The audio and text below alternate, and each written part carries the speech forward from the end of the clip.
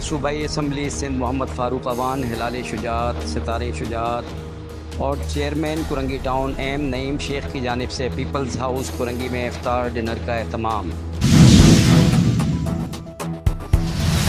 اس موقع پر سابق وزیر مملکت برائے قانون و انصاف سینیٹر شہادت اوان صاحب، سابق اسپیکر صوبائی اسمبلی سندھ و ایم پی اے آغا سراج درانی صاحب، ایم پی اے شازیہ کریم سنگھار، وزیر اعلیٰ سندھ کے مشیر برائے فشریز و لائیو اسٹاک سید نجمی عالم نے خصوصی شرکت کی،